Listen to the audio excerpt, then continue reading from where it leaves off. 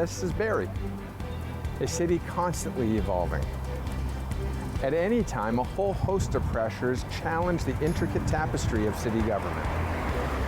In this series, we will explore the priorities deemed essential for progress, even if they don't always inspire unanimous applause. Join me each week for a candid conversation with a member of our city government as we uncover the stories behind the scenes of Barrie, a city on the move.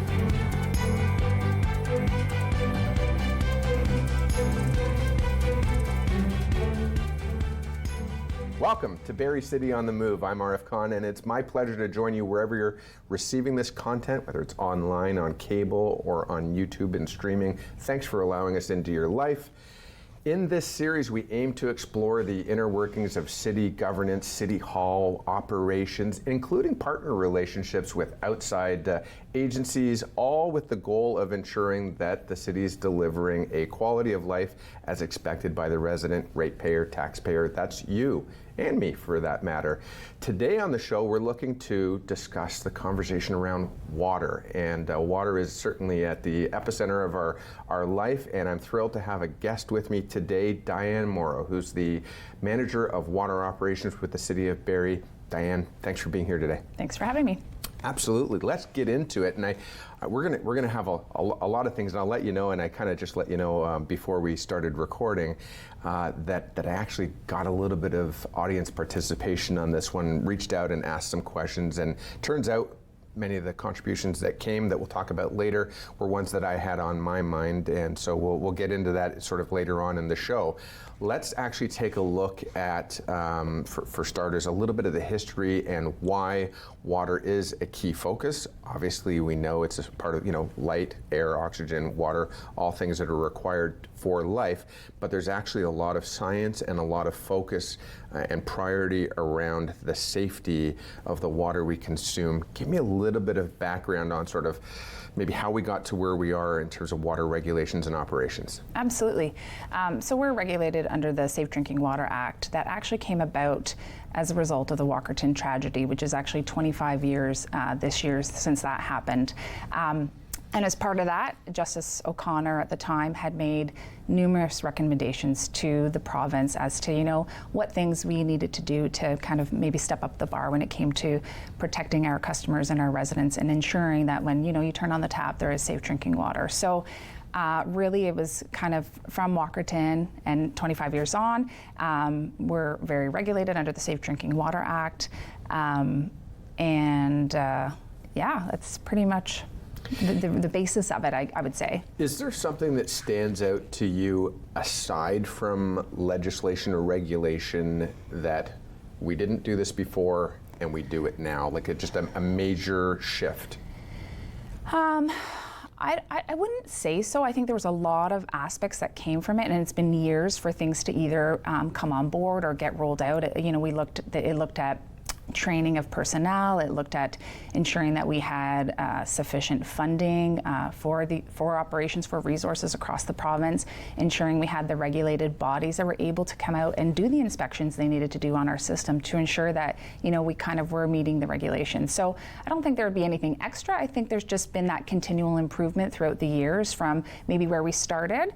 Like I said earlier, the Safe Drinking Water Act hasn't really been updated in 20 some odd years. So it's really everything else that comes along from a continual improvement process. Perfect. So my words, not yours, and I want to give you that massive disclaimer there. These are my words. My interpretation of that is that really it was more the accountability piece. Yes. And maybe, nothing major had happened before of a certain significance, and then all of us, we kind of think that'll never happen to me. That's right. And then it did. So really what's come out of it is accountability and due diligence. Absolutely. Being maintained. Okay. And one of the biggest pieces of it too, from a municipal perspective, is having our quality management system. And that covers everything from considering infrastructure, competencies of staff, training of staff, and it really, very similar to an ISO system, really sets those parameters and those standards to ensure that, we're always in a place of continual improvement and ensuring that we meet the standards that are required of us. Perfect. So One of the things that I think we should probably establish for the sake of this show is that not all water, when it comes to discussions around water, it's not all equal. So we have drinking water, and then we separately have wastewater, for example. We're not going to be talking about wastewater today. Okay. And for those at home that have fun with that kind of subject matter, sorry, we'll talk about that on another day. But today we're talking about the consumption of water, whether it's for drinking purposes or just pretty much whatever comes out of our tap. Right. Fair enough. Okay. Now, even with that in mind, not all water sources are equal, and Barrie's in an interesting geographic position that we've got the bay, and that we've got other sources of water. So there's not one source of water that is feeding all homes. Take us on a bit of a tour. Yeah, for sure. So basically, if we wanted to split the city in half, the north end of the city is supplied by our groundwater sources, and the south end of the city is supplied by the surface water treatment plant, which is taking water from Kempenfelt Bay. So our plant's been online for just over 10 years or a little bit more now. And our north end has groundwater sources. So we have 12 groundwater wells that pull from very deep aquifers and supply the north end with drinking water.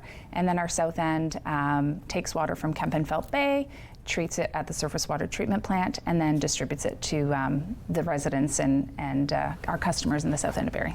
So we'll get into some of that description in detail, how different sources of water are treated. I'm sure there are some questions of if I'm getting my water from a well versus I'm getting my water from the bay, is it effectively the same water? Or is it, am I being treated differently? Am I getting the same level of service and quality? I want to get into some of those things with you today. But at the very core, or at the source, these sources are different. Correct. Okay, and so one can expect, I think it's fair to say one can expect that depending on where you live, there might be some nuances. Now, all residents of Barrie, though, and I promise you we wouldn't get into finances or anything like that, but we're treated the same in terms of the way we receive our billing and our services or our fee for services. Correct. Regardless of what your source is, your fee, your level of service, how we operate our system, and how we maintain our system is the same on both ends. It just basically comes down to the type of source is a little different for sure, and the treatment for the sources is different. Okay, and when we get into the regulation and the act in terms of ensuring compliance, again, regardless of whether you're coming from a well or whether you're coming from the bay, same standards of care. Correct. Excellent. So with that in mind, just a little bit of crossover. We're currently having this conversation during the middle of winter, and just from a perspective of, there's some people who think one side of the government doesn't necessarily know what the other side of the government's doing. Recently had one of your colleagues on the show, Dave Friery, and he was discussing winter control. We're in winter right now. We've got some incredible accumulation happening right now, and we do treat our roads with different materials depending on the temperature or the type of snow that we're receiving, et cetera. And one of the concerns is around salt. Right. And so that's taken into consideration. You were talking offline about environmental protection zones or drinking water protection zones. Give me a little bit of information on that, please. Yeah, and again, going back to kind of what transpired after Walkerton, one of the big things that came out of that was the multi-barrier approach. And so as part of that, it's really from source to tap. And source water protection, and that's kind of perhaps what Dave, was talking about with the salt, and so that is part of, from source to tap. That's not necessarily part of our operations, but certainly something that's considered. So there are protection zones around the wells and around the intake for our surface water treatment plant to really protect our sources. So I know there are policies and rules in place to really, at the end of the day, ensure that we're doing our best to protect the sources we have today. Now, for those who are receiving water through a sourced from a well or sourced from an aquifer that's brought up by a well you were teaching me about earlier, if it's not going to the surface water treatment plant, where does the actual maintenance and care and treatment and testing happen? From a well? Mm-hmm. Yeah, so we, I can't remember if I mentioned earlier, but we have 12 sources, and so at those sources is very I would say, simple treatment in comparison to the plant. So we obviously treat with chlorine for disinfection, and one of our wells has UV to assist with disinfection as well.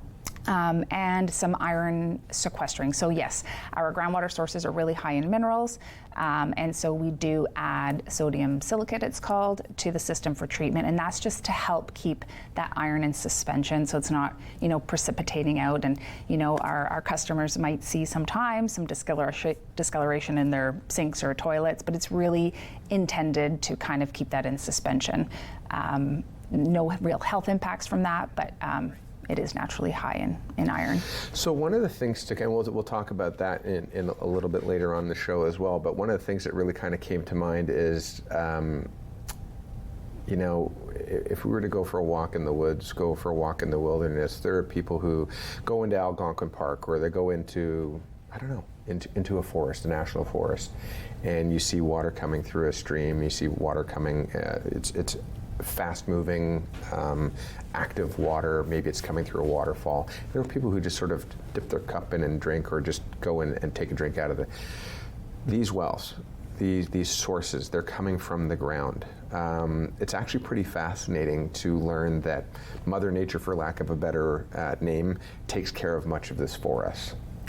Yes, absolutely. Even the raw water that's coming out of those wells is pretty safe. Yes, we still do use the chlorine, like I mentioned earlier, to ensure that we're killing any of those bacteria or viruses that potentially could be in the water. But because of the depth of it, as you said earlier, Mother Nature's kind of taking care of it. That water is moving through bedrock and whatever type of material might be, below the surface, because our wells are pulling from hundreds of feet below the surface. Excellent. So with that in mind, when we come back from a break, I do want to go into some of the differences in how we look at water, how we treat water, and look at it, because there are some differences, I would say, in the process, based on the fact that you're talking about when it's coming from a well.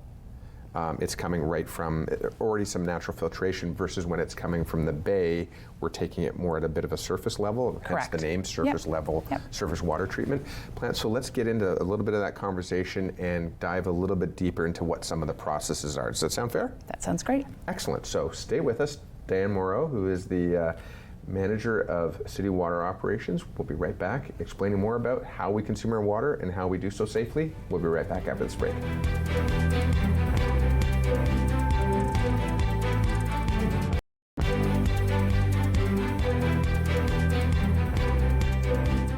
Welcome back to Barrie City on the Move, and Diane Moreau, try that one more time, Water Manager. Can we have the picture of, what's his name, the water boy? Adam Sandler. Adam Sandler, exactly. Exactly. My mama, anyway.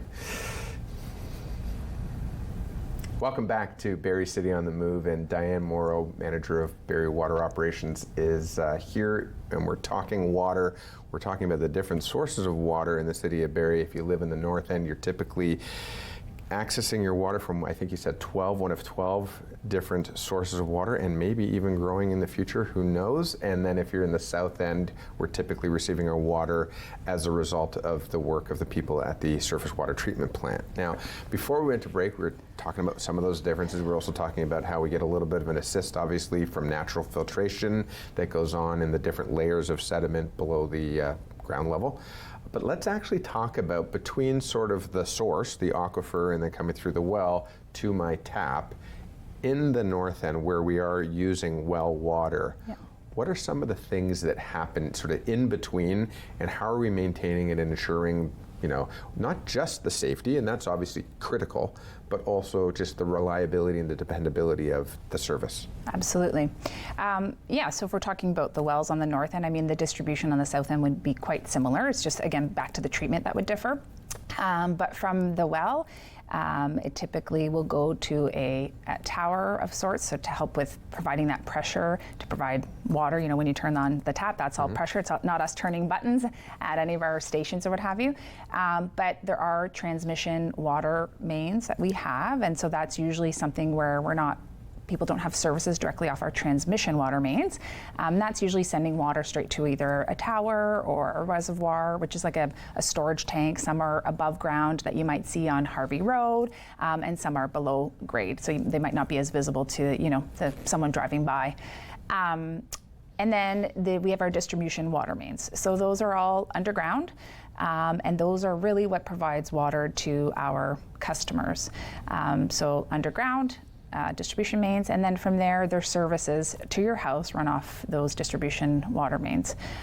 There's hydrants in there as well. And I think one thing I failed to mention earlier is certainly our priority is providing drinking water, but the other main focus of our system is fire demand, fire flow, right? And so we need to ensure that we're maintaining the system from a drinking water perspective, but also from a fire perspective. So we talked about the mains, we talked about the services, hydrants, those are maintained as well semi-annually to ensure that they're operational should they be required. And then we have valves on our distribution main that we go out regularly turning them. You might see some of our staff on the road with a truck, whether they're doing it manually or with like a little arm in the truck, and that's just ensuring that at any point in time, should something happen below grade, like a water main break that we do have, that we're able to really isolate the system and really try and avoid people having no water. Our goal is really to maintain service and ensure that people can still turn on a tap when we might be having some challenges within the system. Mm-hmm. So yeah, we talked about the valves, the distribution system, the services, hydrants, and that's pretty much it from kind of if you're looking from source to tap. Now, you did talk about obviously the towers, and if you look around, whether you're driving up Bayfield near, near Georgian Mall, yep, you'll see there's a tower there, or whether you're looking out, I think, Ferndale, or then in the south end near Mapleview yep, and Bryan Drive, et cetera. There are some of these. The city continues to grow. And again, I promise you we're not going to talk about taxation and budget, but this is a massive undertaking. Infrastructure is massive. I think we were looking at combined new area development as well as existing built boundary, as was referred to, looking at around $3 billion plus worth of assets in terms of infrastructure in general. Yeah. And some of this infrastructure may not have been renewed in 50 years. Yeah. A number of your customers, residents in the city of Barrie, certainly in the north end, they've seen their roads ripped up, and it's not just a resurfacing that can get done in a matter of a couple of weeks. We're looking at actually lifespan and replacement of some of this critical infrastructure. Some of the actual materials being used are being updated and replaced. Talk to me about sort of the shift, why, and what have we learned over the decades, so to speak, about infrastructure? Yeah, Barrie is fairly a young, I'm going to say, municipality when it comes to infrastructure from a water perspective in comparison to municipalities across Ontario and Canada. However, our infrastructure is aging, and the north end, those are the systems we had in place. So before the plant came online, it was just wells that supplied the entire city. I know Barrie has grown, exponentially over the years, and so like you mentioned earlier, the works that we've done in the north end, we have gone in and replaced a lot of our old water main, and I don't know the stats on years of it, but we're actually in a fairly good position when it comes to replacing some of the old galvanized. One of the hot, has always been kind of a hot topic, but more so in the United States, and certainly will make its way into Canada, is the lead and copper. That's, I know a lot of our neighboring municipalities across the border are dealing with. And that's something that we're, I think we're in a really good position that we don't have any really old lead service, transmission mains that are material that has lead in it, is what I should say. So that puts us in a really good position that way. But a lot of those old galvanized mains have been replaced. The south end is obviously a little newer, so there isn't a lot of construction works going on with respect to water mains and things like that. You did mention earlier the growth that's happening. So as part in the south end, there will eventually be another reservoir that will help us provide the water that we need to provide to the south end of Barrie. And did we learn anything in terms of obviously the lead content or the lack of lead content obviously being critical? The galvanized we'd see rust and we'd see sort of sediment build up inside. You've switched to a different product. I don't know if you call it PVC or what type of plastic. It is PVC. It's PVC. Characteristics that better for longevity or better for health or both, or expansion contraction. We see typically water mains breaking in the winter because of what, freeze thaw, I'm assuming, or? There's a variety of reasons it can be, but it's usually our older mains that just have a certain lifespan and just don't cooperate, and usually during colder temperatures for sure. We average about, I'm going to say 35 water main breaks a year, which is pretty good. We have about 700 kilometers of water main, so I think our rates are pretty good there when it comes to breaks. I don't know the PVC is the type of material we're using today. I know there's always concerns with plastics, and that's part of it. And so I don't know what the future for that, but certainly it can withstand, I think, a little bit more of whether the freeze thaw or like you said, the old metal pipes. They have they're called tuberculations in them, and so we talked about our water in the north end being very high in mineral content, right? And so that stuff just likes to build up in there. It's called bioaccumulation, and so that's why residents might see us more in the north end trying to flush out and clean out the pipes just for that reason. Okay, so in spring we typically will see towards the end of the snowfall, we'll see sweepers going out there, and as your colleague mentioned, as Dave mentioned, sweepers will try to prioritize the north end around the lake and make sure that they're catching any of that sediment so that it doesn't enter the drinking water.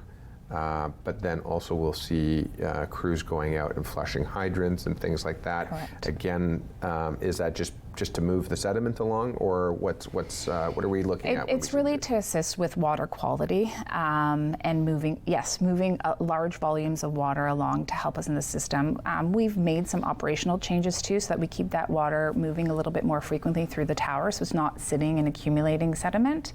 But most of the flushing activities, our residents, customers might see would be in the north end. And again, I know I've said it a few times, but it's just that heavy mineral content that we have in our groundwater. So the flushing helps with that. We also do swabbing, so they might see us out there with big pieces of foam going through our hydrants and going through the system and doing a really good clean of our system, so that hopefully that water quality, and it's not that it's unsafe, it's just aesthetically maybe not pleasing because it's discolored. And I think that is a big consideration. What it looks like aesthetically. Yeah. We'll get into that again, as I said, a little bit later on. But now you did talk about obviously fire and water pressure required to assist and fight fire. Obviously, as if not the number two, maybe even life-saving, right? It's tied for number one. Let's call it that, so we don't upset our friends in the fire service. However, water pressure and hydrant clearing, et cetera. We obviously are learning from our neighbors to the south who are fighting forest fires, and they've had some challenges obviously with having zero water pressure, et cetera. You mentioned the fact that the city of Barrie's been in a really remarkable state in being able to continually deliver water pressure and water service, and we've had very few outages. I don't know if the word redundancy comes to mind, or when something happens, how is it that Barrie is able to continue to deliver water so effectively? Absolutely, redundancy is part of it. I think this way our system was designed so that we can, like I said, if we have the ability. Let me back up. If your system is maintained as it should be, then those valves that I talked about on our water mains will operate as they should, and we can shut off the water so that, if those valves aren't working, you're having to go further and further out to turn off the water, which then could impact way more residents. And so that's an important piece of our maintenance and operations, is ensuring that works. So I think, yes, redundancy, because we have multiple sources, but also the maintenance that we do to ensure that things are operating as they should. So in events like that, we have very little uninterrupted service. Now, speaking of maintenance, obviously, I wake up in the morning and I go and I want to brush my teeth. I turn on the tap. I expect water to be there. And that is thanks to a lot of the maintenance work that staff are doing to ensure that we've got water. Yeah. But from the meter into the house, it's actually my house. It's my responsibility. If I'm a landlord or a homeowner, I've got some responsibilities for taking care of my own internal infrastructure. I bet you get a lot of calls for service. Something's not right, it's not working, etc. And I'm sure in the age of data collection, you're sort of keeping a log of sort of the frequent flyers, not necessarily the people, but the most commonly asked questions or challenges. How much of the challenge is on the outside of the house versus inside of the house? That's a good question. Yes, we certainly get a lot of calls regarding water quality in a house, and I don't know the percentage necessarily, but a high percentage usually ends up being internal private plumbing. And so that's something that we've, we have amazing staff that are able to troubleshoot at the phones and really walk a homeowner, or whether it's a property owner, whomever, through kind of have, certain things to look for depending on what you're calling in about, whether it's discoloration or sediment or a variety of different things. And so we take our time to walk our homeowners through some questions and help them really figure out if it's internal. And then if not, we send our staff out to see what might be going on in our system. But yeah, usually we try and rule out the private plumbing piece of it first. Mm-hmm. I mean, I can think of, yes, obviously volume matters, but if you've had water standing, maybe you go away for a few weeks, or maybe you're a snowbird or whatever, and you haven't exercised those moving parts or those valves as you talked about, the way your city staff are doing. If we haven't done that in the home, we can anticipate similar challenges. Yeah. Fair statement? You've got a resource as well, by the way? Sorry. You've got a resource on the site? Yeah, our website. So we do try and update it. Certainly always open to feedback if there's something we're missing on there. We did a survey 2 years ago, so we will be going back out to all our customers in the city of Barrie for another survey this year. So what we did hear from them, so if there was information that was lacking on the website, we added some more information on there too. But there could be simple things like the aerators on your tap, right? The little screens, those can get clogged up, and so that could be a simple reason why you might be getting low pressure, or who knows what it could be, right? So that's just an example of one thing. We do get a lot of calls that end up being water softeners. So as we mentioned earlier, the hard water, we do have a lot of customers with water softeners, but they also require some maintenance. So if they haven't been maintained, you might see some effects from that within your own internal plumbing. Just trying to think of some other things that it could be, but there's a variety of reasons sometimes why your internal plumbing just might be not what you expect when you turn on the tap. Fair enough. Have no fear. I've got questions that will come up. We'll talk about later, but I'll let you gather your thoughts, catch your breath. When we come back from the break, I want to get into testing, because we've talked about really the infrastructure and the mechanics of delivering water from source to the outlet to the home.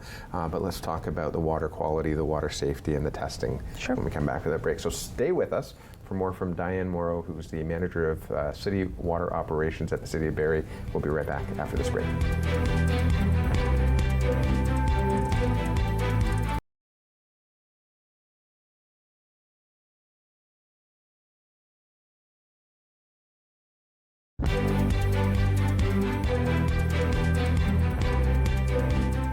Welcome back to Barrie City on the Move, and Diane Moreau and I are having a great conversation around water.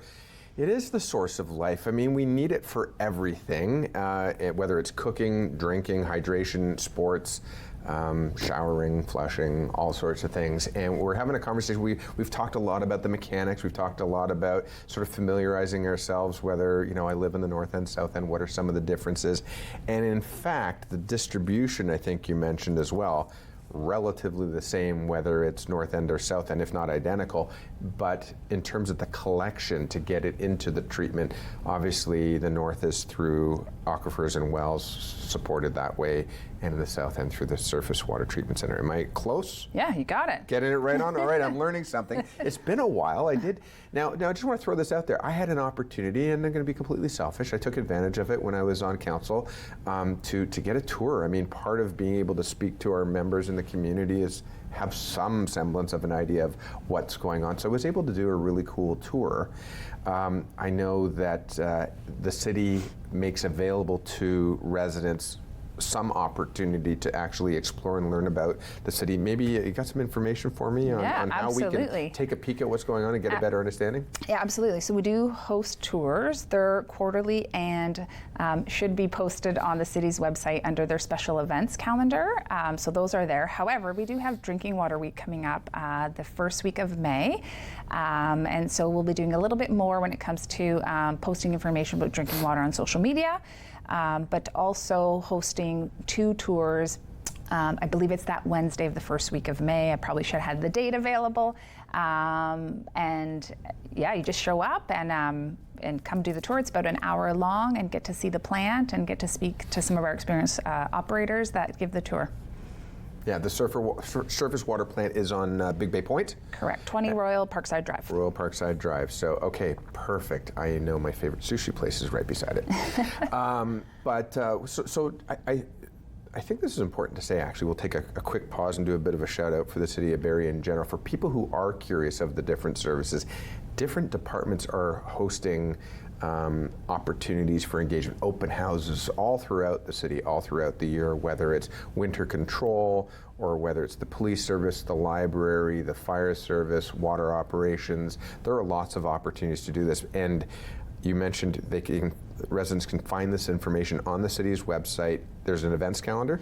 Correct. Yeah. So they just got posted, and I believe we also put 2026 on the calendar. If it's not yet, it will be soon. Okay. So not to steal your thunder from water operations, but for anybody who's actually interested, many of the different service providers within the city of Barrie are hosting these types of events, and that's a great resource. So go to barrie.ca and then look for the events calendar, basically. Yeah. You've got a ton of resources on there as well. Before the break, we were talking about, and my takeaway really during the break from the conversation was, we do a lot of things, whether it's we have to clean up our computers every once in a while, we go to the gym, we have to watch how we eat, if you're maintaining your vehicle, you're probably giving it an oil change, giving it a tune-up, changing spark plugs once in a while, rotating the tires. Your home, where we spend a fair amount of our time, and I'm not gonna say use and abuse it, but our house is full of lots of moving parts that are gonna have natural wear and tear as well. The city's website in your water and wastewater section has some information, a bit of a primer on how to take care of your home. Yes, so there's information about, just as we mentioned earlier, about the maintenance that we do. So we'll talk about flushing and swabbing, and then it does go into, what can you do in your home, cold temperatures, what can you do to prevent pipes from freezing. And yeah, there's just a few FAQs, frequently asked questions, that we typically get at the front desk. We've really tried to hone in on ensuring that it's made available to people through the website as well. And we're trying to get out more on the social media of like did you knows and just putting some facts out there to share. Okay, perfect. And speaking of a did you know, I know that the city's communications department, I'll call them marketing department, but they are a communications department. They'll also be putting out some reminders about the open house coming up in May as well. Yes, yeah. So, for the Drinking Water Week, absolutely. Drinking Water Week it is. Now let's talk about drinking water and safety. Now we started the show talking about why did in the last 25 years, as you say, we're sort of, I guess you wouldn't call it a celebration, but we're commemorating and taking note that it was 25 years ago this year that the tragedy happened in Walkerton. And I'm going to call it like I see it. It was around a lack of education of those who were the operators, maybe some contractors, some people who got some contracts to operate it, and they really just kind of let the ball drop. And since then, though, the silver lining is we've become more aware, taken on more accountability. There's a new act. There is a fair amount of education required. You continue to do some continuing education as well. Yeah. Let's talk about the actual testing. So regardless of whether you're getting your water from one of the dozen wells in the north end or whether you're getting your water that is sourced from the bay and the surface water treatment plant, what is some of the testing? How do I know that my water is worth drinking and safe to drink, and should I be up at night wondering about it? Right. So I guess I'll start off with, back to the regulations or requirements. So we take, I think this year the number was over 3,000 samples have been taken from the drinking water, and the regulations outline what you must sample for. So bacteriological is done obviously more frequently, so that's done once a week in the distribution system, upwards of 30 samples a week just for bacteriological. So that's your E. coli and total coliform. But then there's other parameters. So there's the inorganics and organics, but you're looking at things like anything from pesticides to just normal, metals, heavy metals, and things like that. So there's a laundry list of parameters that we have to sample for. But as a resident, if you're concerned as to, hey, what am I drinking and what does it look like, we are obligated to post our report on the website, which will be the updated report for 2024 will be on there really soon, in a couple of weeks. We're mandated to post it by the end of February. And in there, it will tell you every sample we collected and what the result was. So if you really want to have a look into kind of what's in your water and what you're drinking, by all means you can do that. You can also call the office and we can walk you through that and help you out with that as well. But about 3,000 samples, and then we do also have online monitoring. So as much as there's some physical sampling from staff, collecting them in a bottle and sending them away for analysis, we do have online monitors for things like chlorine and turbidity, and that is collecting data. I don't even know, every milliseconds it's collecting data. So there's a lot of data points in our system that we're constantly looking at and reviewing. Yeah, it's pretty fascinating actually. I mean, you think about it, so simple, it's just water. And if and when you have a chance to go in Safe Drinking Week in May and take a tour, it's fascinating. If you don't want to wait until then, there's a video that you've got online. It's a couple-minute video that gives people a bit of an oversight. I mean, and we're talking millions and millions of dollars, $100 millions that went into creating this plant, and I believe it was due for an upgrade as well, or there's constant upgrades that are happening to the system. But in terms of different particulate and filtration and ultraviolet and, so let's actually talk about though some of the not just the testing, but some of the additives or some of the things that go into the water. And it's actually some really cool formulation about what's happening in the water in the treatment facility, but also what happens by the time it gets to your home, some stuff that magically disappears. Sure. So at the plant in particular, there's a few more steps than there is at our wells from a treatment perspective. But there's a reason for it, though. Sorry, I'm just. Yeah, no, absolutely, because it's coming from the bay. So as we talked about earlier, the aquifers there is some element of natural filtration that we're not getting from Kempenfelt Bay. Now our intake's not sitting at the surface of Kempenfelt Bay, it's quite deep, but there's still a different treatment process to ensure that we're taking all those elements out that need to be taken out to make it safe drinking water. So there's strainers initially, because who knows what may be coming in through our intake, so we have strainers. Then there's coagulation, so there is material added to the water to kind of make all the particulars, and I'm using my hands, to stick together. So eventually those particulates get heavy, and then they'll settle, right? Because the weight of them. So it's coagulation and flocculation, it's called. And then from there, it used to be a state of the art. More municipalities across Ontario and Canada, because again, we're 10 plus years, but it was a state of the art filtration plant, where we have these little nanofibers, which we have on display and people can touch when they come to the tours.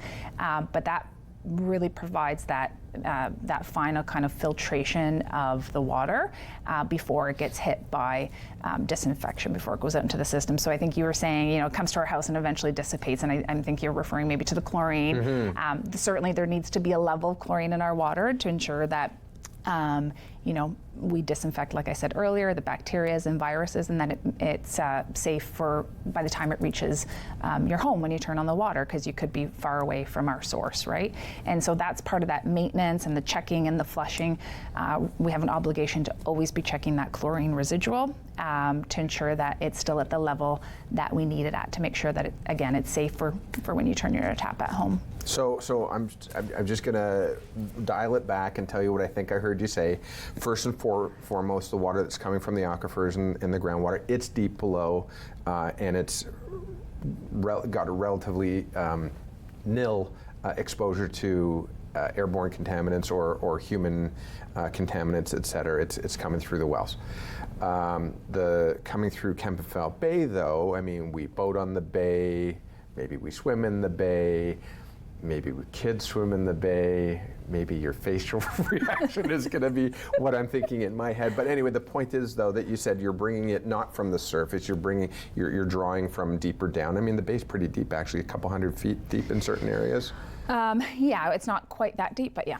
Okay, so and then we're drawing it in, and then the first step is you said adding a coagulation. Basically, I'm interpreting that as a little additive that gets any of the surface particulates together so that you can sort of scoop them out or filter them out. Yeah, they pretty much settle out as part of that flocculation process. Yeah. Okay, all right, perfect. And then you do the treatment, and as you said, there's the fibrous filtration. Thousands and thousands of them, yep. Yeah, and it's super cool, actually. I've had a chance to see it. And then, of course, there's the chlorine. Now, obviously, why do we want chlorine in the water? Disinfection, you're saying. If we had untreated water and it sat, I mean, how long before, and maybe that's not a fair question to throw at you out of the left field, but how long before you can start having some sort of airborne contaminants coming into it? That is a good question. Well, because I do know that people will leave their water out on the counter just because of that chlorine will dissipate over a period of time. Mm-hmm. And some people just aren't used to the smell or the taste. Maybe they grew up on their own private well and they just don't like the taste of chlorine or the smell of it. So I don't know. Okay. I don't want to throw out. Fair enough. No, fair enough. My brain's weird. Yeah. But then you have a little bit in there, just enough to make sure that we're disinfecting it to get rid of any of those type of contaminants, and then it goes through to your home. Now, we do have to go to break, but when we come back from break, I wanted to ask you some frequently asked questions. I did actually reach out to some members of the community to say, what would you be interested in knowing, or what concerns or complaints or whatever that you want to have addressed. So let's talk about some of those things. I promise you nothing that's going to be, too difficult. I think you probably hear them quite frequently, but I want to make sure that some of the questions that we're all asking and wondering about, how can we answer them? How does that sound? Sounds good. Awesome. So stay with us. Diane's going to be in the not so hot seat about answering some frequently asked questions that you've provided me. We'll be right back after this break.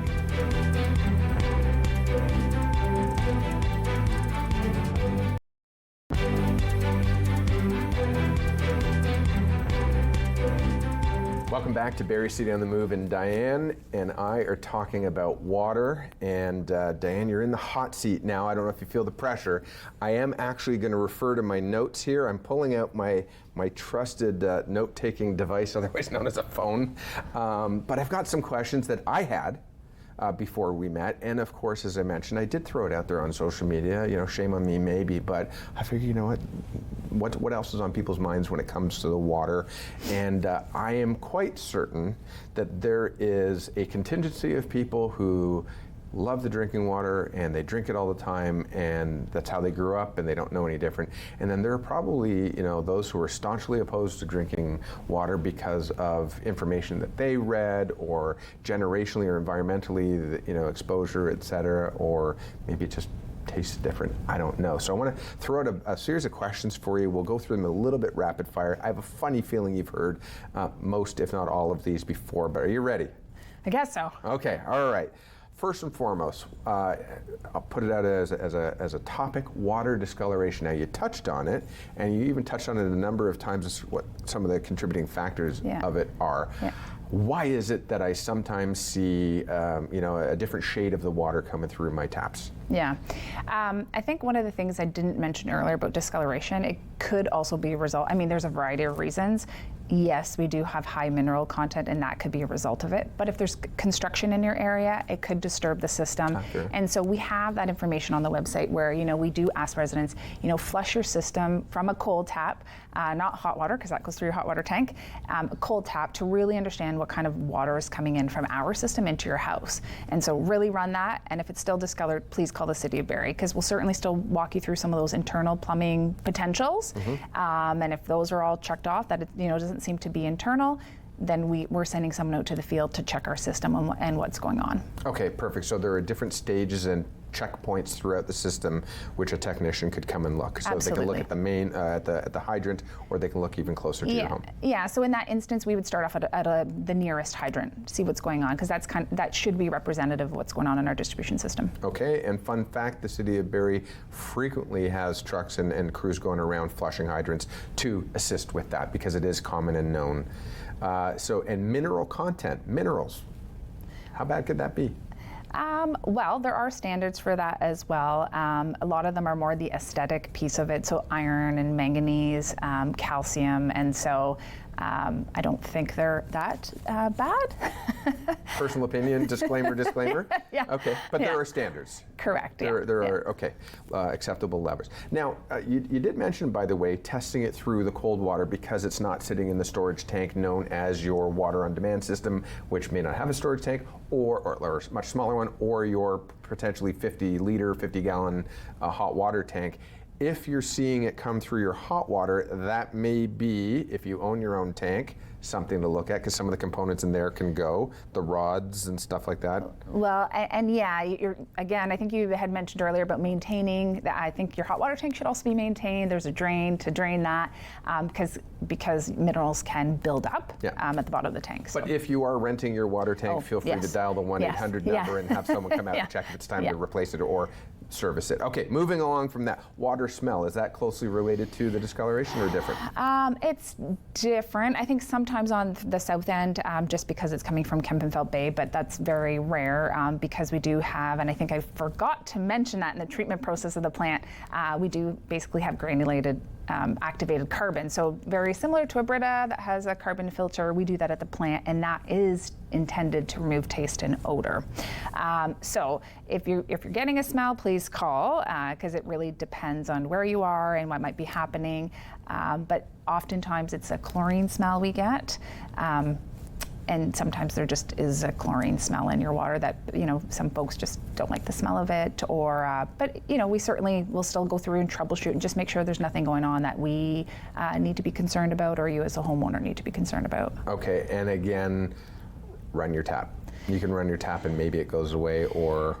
Yeah, like if you're tapped, if your system you mentioned earlier too, if it's been sitting for a while and that water's stagnant in there, it could be. But we always still encourage people, you can always call us and we can certainly walk you through that and make sure. And I'm going to make this disclaimer over to the audience. I did say run the tap, and I know that if you run the tap, it's going on the meter and you're paying for the meter, so I got that part.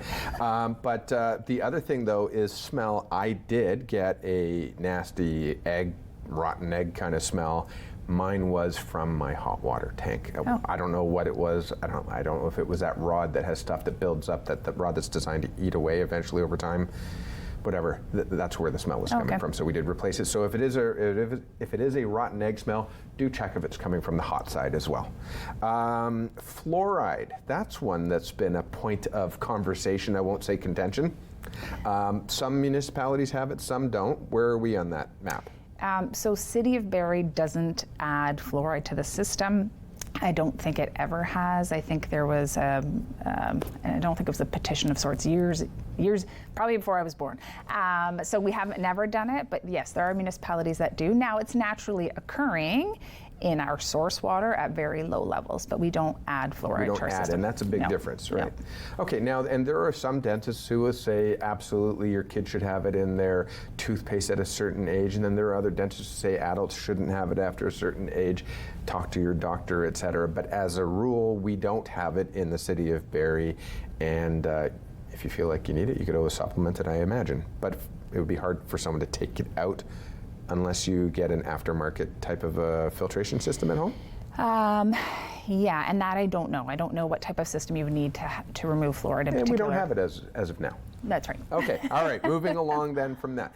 Water pressure. Now, we did talk about the fact that there are a number of towers that are holding tanks for water distribution, and I don't know if it's based on gravity basically, but you've got pumps that fill them up, and then when I turn on my tap, basically the water pressure comes out. Correct. Why is it then that some areas might say I'm seeing less water pressure than others? We do live in an area that has some mixed topography. Correct. Yeah. So you're absolutely right. So if you're sitting at the lower end of that topography, your pressure is likely higher than someone that's sitting at that top. As you mentioned earlier, it is gravity. We do have things in our system to help prevent things from, blowing up from pressure. So we have relief valves and things like that. But again, there could be something going on in your own internal plumbing, whether your little curb stop on your driveway might not be fully opened. There could be something going on with your service that maybe just needs a flush, which we provide that at Water Operations. You can call us to do a service flush. It just could be other little things within your own home that might be reducing some of that pressure. For larger facilities where we get concerns about pressure, it's sometimes related to just the length of their service going from one end of the building to the other. Well, at the end of that service, your pressure is probably going to be really low compared to where it is when it first comes into your building. And if you've got a number of taps open along the way. Yeah, right? yeah. So now, if I'm in an area at the top of a hill where I've got lower service, do I have to worry about fire hydrant pressure? No, so there's a minimum standard that we need to maintain, and that's how our system was designed.